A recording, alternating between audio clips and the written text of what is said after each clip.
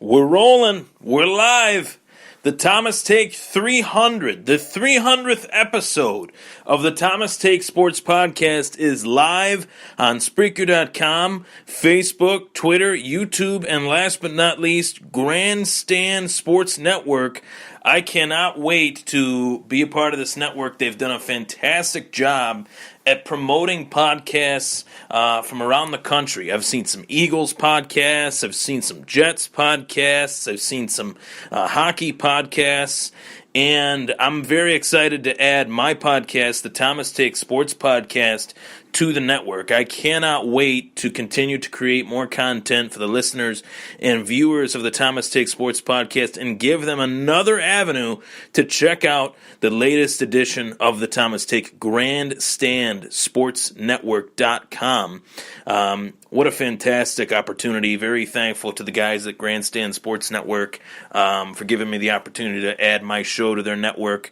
And one of the most amazing things about it was that when I realized I would be on live tonight, I realized that this was the 300th edition of the Thomas Take, and I started this podcast January of 2016. So to say that that this podcast has traveled this far, that's obviously not including much of the YouTube or not YouTube, Facebook stuff, which I've been doing a lot of lately. But the facts of the facts: 300 Spreaker podcast episodes to debut. The Thomas Take on the Grandstand Sports Network. I'm so excited. I really am. So I wanted to introduce the show, as best as I could. Hopefully I did so.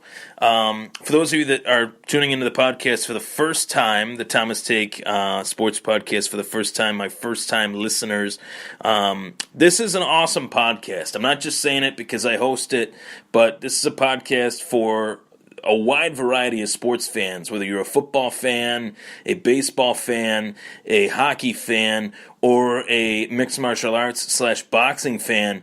I always refer to it as combat sports. I'm your guy. I'm your ace. Tune in. Hear what I have to say on some of the biggest topics in sports today. So obviously I'm going to cater a little bit in this first part of the show tonight to my target audience, which is the Buffalo Bills fan base. It's well known I am from Buffalo, New York.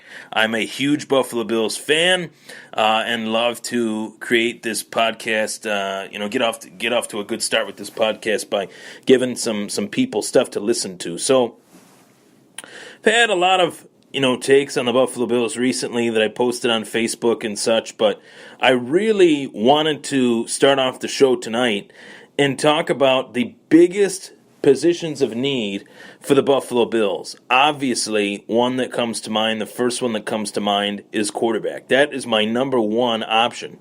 That's the number one option. It always has been, ever since I've been around, and it will be until that question will be answered, or has been answered, I should say. But I wanted to give you guys some other positions of need that I think the Bills need to address. Now, today, between Brandon Beane's media scrum, Sean McDermott's media scrum, and Brian Dable's media scrum, I was very, very happy with what was stated. And I know it's only a 10, 12-minute video where some questions are dodged, and dip, dodge, duck, dip, dive, and dodged. That does happen. But I thought overall, Brandon Beane and Sean McDermott know where the Buffalo Bills need to go in terms of the areas of need on their team. But I wanted to give you guys my rankings as far as who I think the Bills should go after position-wise, what I think the Bills should go after position-wise, and you can give me your take on that and much, much more. Tonight is the biggest night in the history of the Thomas Take Sports Podcast. I am willing to say that. I'm also willing to say that usually I go on live for 3 parts. I do 3 15-minute parts on 3 different topics. Tonight, I am going to be rolling for 9 parts, 3 shows in one, being that this is the 300th edition of the Thomas Take Sports Podcast. So let's get started. Obviously, the quarterback is the number one position in need, and I'll get to that at the end. But the first position that I want, or area, I should say, the team that I want the Bills to address is the secondary. Secondary depth in particular. Jordan Poyer and Micah Hyde were fantastic for Buffalo last season. Trey White was another guy that was fantastic for Buffalo, obviously. Those three players were oftentimes mentioned in my Buffalo Bills postgame shows on Facebook, and I really enjoyed, the fact that each and every week I was talking about the same guys each and every week. I was talking about Trey White. I was talking about Jordan Poyer. I was talking about Micah Hyde. But if one of those guys goes down, you definitely will need to go out and get some better depth, because right now I don't think the Bills have too much depth in those areas.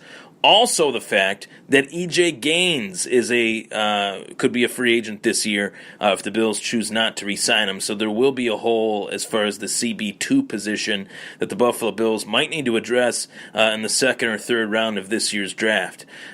So secondary depth is my fifth one. Offensive line depth is my fourth one, and some people would rank that higher on their list.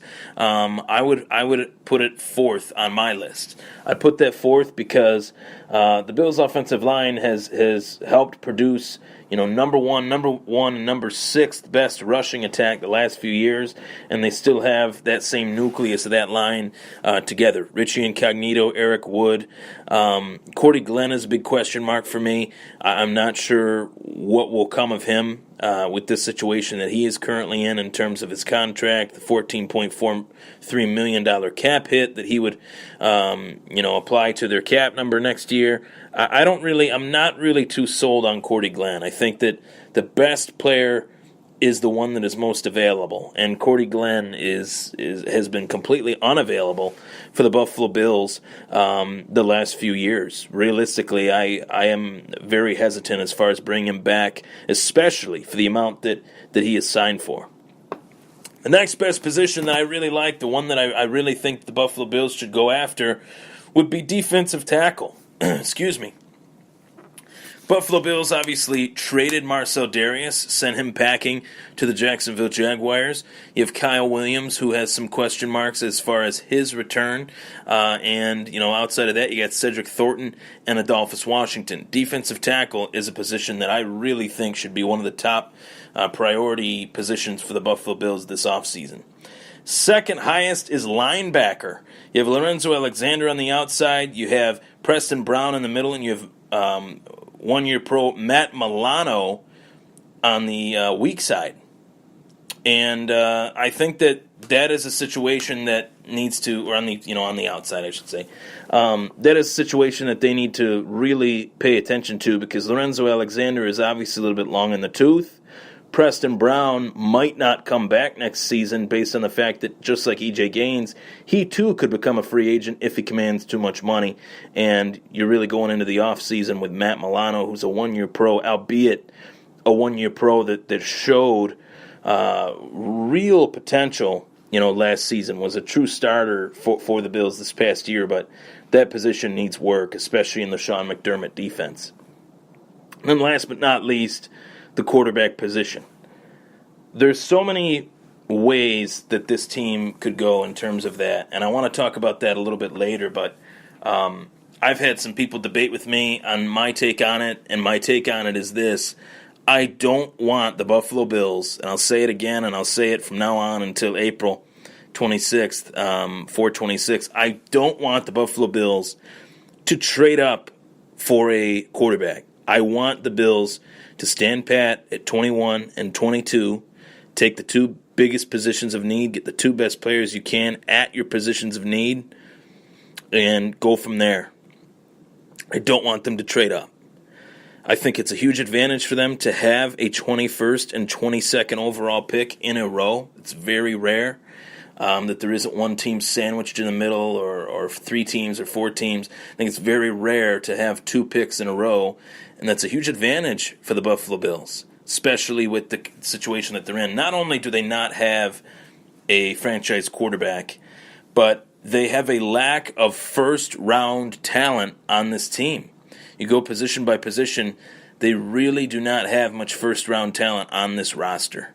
And I think that's something that needs to be addressed if you go to my 2 mock drafts, which I posted on the Thomas Take Sports Podcast Facebook page, my live mock drafts. I had the Buffalo Bills going linebacker and defensive tackle. I had them getting Raquan Smith, and I also had them taking Christian Wilkins. But Christian Wilkins went back to college, going back to Clemson, and Raquan Smith, I think, is going to rise up some draft boards. So in my latest mock draft, to give it away, I had the Bills taking Vita Vea at 21 and Tremaine Edwards at 22, defensive tackle and linebacker, and not settling on, Lamar Jackson. I have Mason Rudolph going 15 to Arizona. I have Denver taking Josh Allen. I have the Redskins trading up for Sam Darnold. I have the Jets trading up for Baker Mayfield. And people can say what they want, but that's why it's called a mock draft. If I pat myself on the back afterwards and say, hey, I did pretty dang good, I'm going to pat myself on the back and say, hey, I did pretty dang good, because guess what? This is tough. Basically playing this game of the mock draft, picking players and finding out where they should go and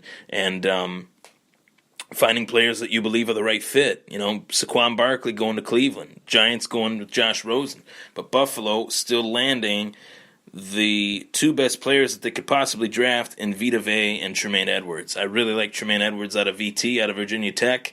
If I were to make a comparison to him, it would be Anthony Barr. And Anthony Barr has been a successful player in the National Football League. So, my take as well, the offensive line, you can go after the offensive lineman that you need. In the second round, we saw the Bills do that with Deion Dawkins this past year, and the Bills have 2 second-round picks. Maybe they go linebacker, DT, O-line, secondary.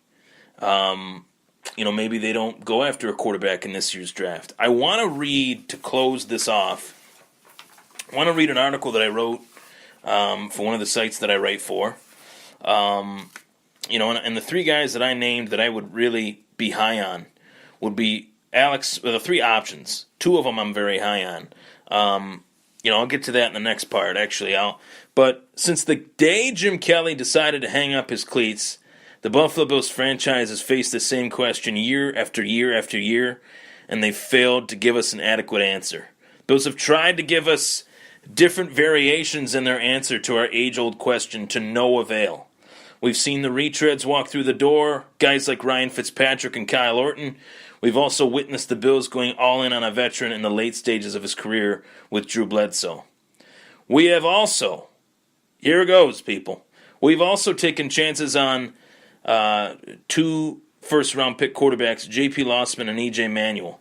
So we've seen the Bills go each and every direction at attaining, at acquiring, at drafting a quarterback, and they got to be very, very careful. They have to brush through this quarterback class with a fine-tooth comb again and again and again and again.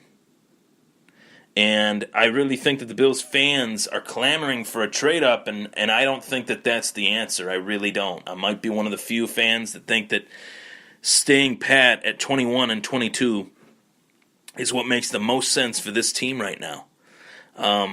And going after a veteran option would be more beneficial. Because oftentimes, when you take a rookie, you do take a step back. There's been some rare cases where a rookie comes in and dominates right away. We've seen it, recently, guys like Dak Prescott, guys like Big Ben, but I don't see a Dak Prescott or a Big Ben caliber franchise guy in this class that you would trade up to attain. I do see those players, but I don't see one worth trading up to attain. Trading up, you're trading your future away. You're mortgaging your future. And I don't know if that's a smart idea. I'm Ryan Thomas. You're listening to the Thomas Take Sports Podcast on Grandstand Sports Network, Spreaker.com, YouTube, Twitter, at Thomas Takeover. Feel free to hit the follow button on that. Also, like the Facebook page of the Thomas Take Sports Podcast. Really appreciate all the support. I've had a lot of positive messages from a lot of listeners and viewers on the show. I really appreciate it. I'm going to be back to flip the script a little bit. We're going to be talking some UFC. UFC 220. specifically what is next for the winners and losers. We'll be right back.